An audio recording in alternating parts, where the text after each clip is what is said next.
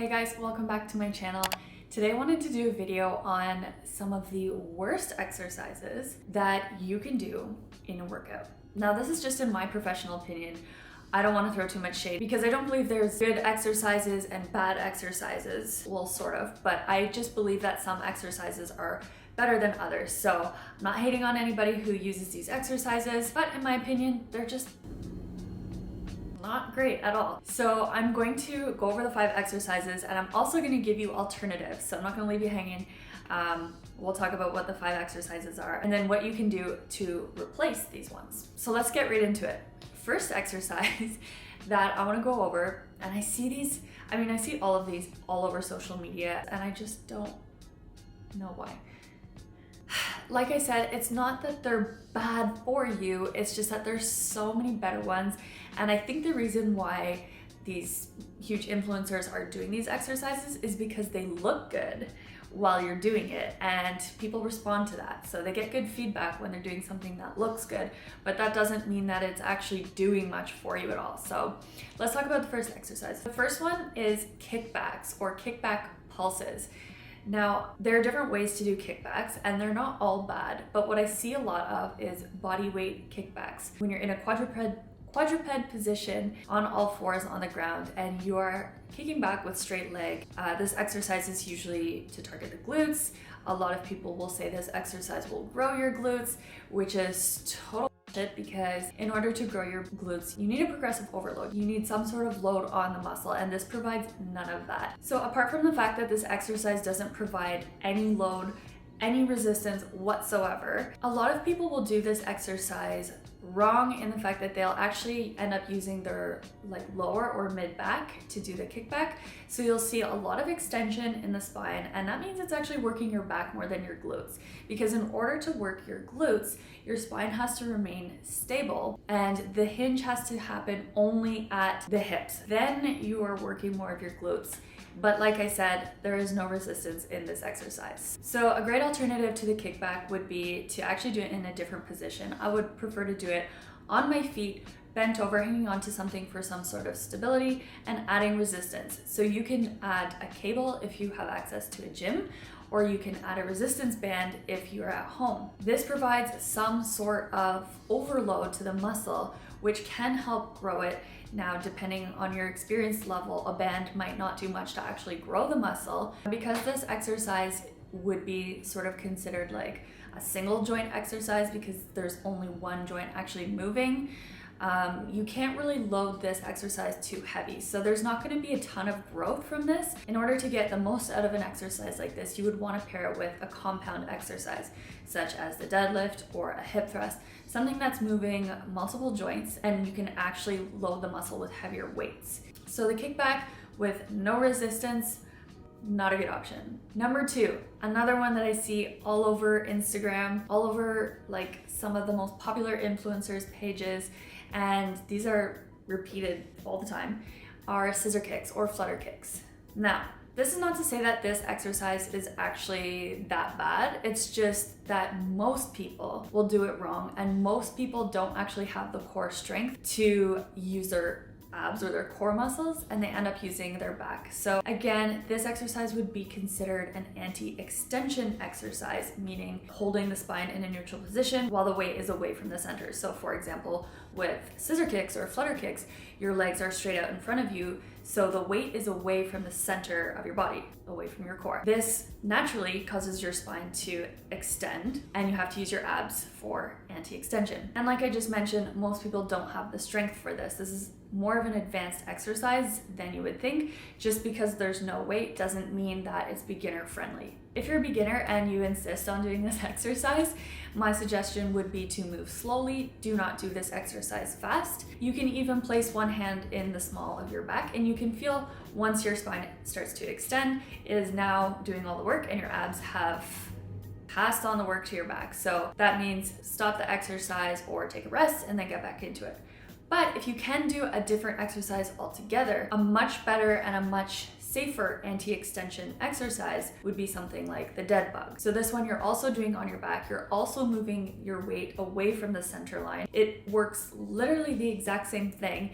It's just that it's much easier to modify it based on your current strength. The further you move away your arms and your legs, or the further away you move the weight from the center line, the harder it will be. So you can actually control the difficulty much easier, and you can really focus on the core strength. Doing core exercises faster doesn't make it better, doesn't make your abs pop more. It literally does nothing better than doing a core exercise slow. Okay, exercise number 3. This is like an exercise that a lot of people do because people know how to do it. Everybody has probably done these before, and that's crunches. Crunches make you feel an ab burn. If you do enough crunches, you will feel fire in your abs. This is something, again, that anybody can do, and it's just one of those things that if you don't know what you're doing, you'll probably pick this exercise because you know how to do it. What's problematic about crunches is that it's a repeated flexion of the spine. So if you're repeatedly flexing your spine,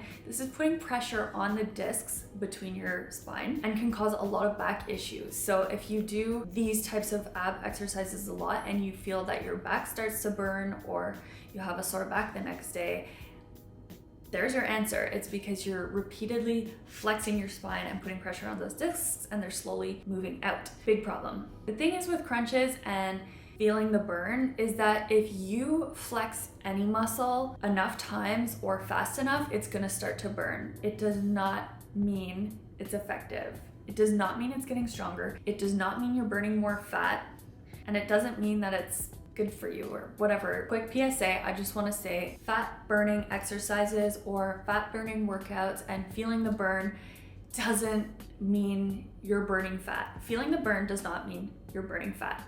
Feeling the burn just means you're probably not getting enough oxygen to the muscle and the lactic acid is starting to build up. Does not mean you're burning fat. It is a totally different thing.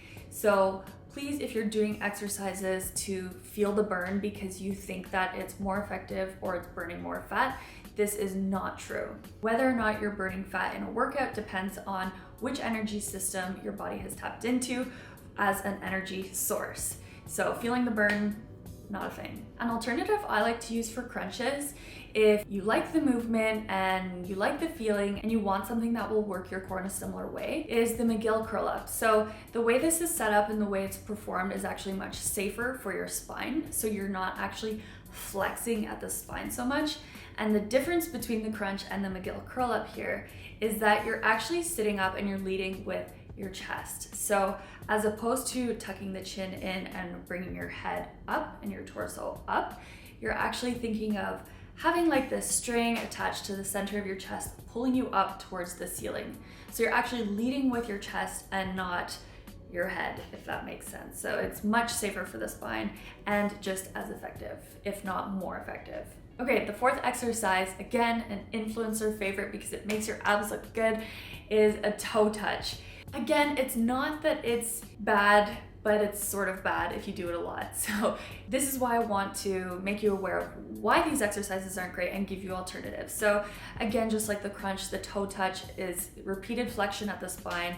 You're putting pressure on the discs and it's not healthy. A great alternative for this one would be cocoons. And it's sort of a mix between the McGill curl up and a dead bug because the weight does move away from center line and then you bring it back to center line. So it's that in and out and practicing stability within your core. The cocoons, much better option to toe touches.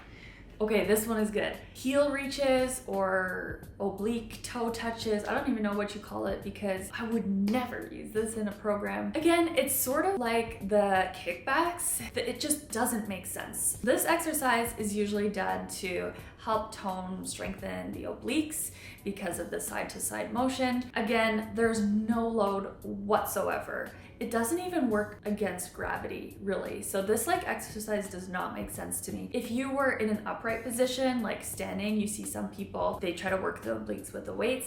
This one makes a little bit more sense, but still not a great exercise, not functional whatsoever. A great alternative you can do to target the obliques is any sort of side plank or side plank hip raises, because then you're actually working against gravity and your body works as the load to the muscle. So it works as resistance because you're kind of suspended in the air, and then you're lowering your body and bringing it back up. So your body weight acts as the load.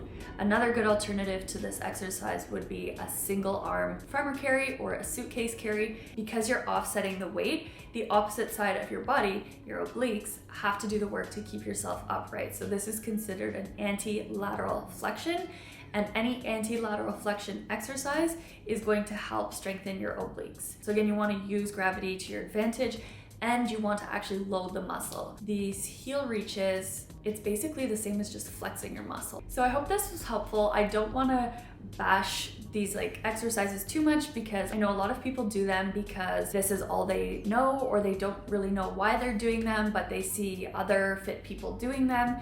So I just want to spread a bit of light on why these exercises aren't great and give you alternatives so that you can make better choices in your workouts and get more out of them. Because like I said, there's not really bad exercises if you can justify why you're doing them, but there's definitely more efficient ones. If you like this video and you want to hear more on what I think are some of the worst exercises and get alternatives to them, let me know in the comments below and give this video a like so I know that you're into it.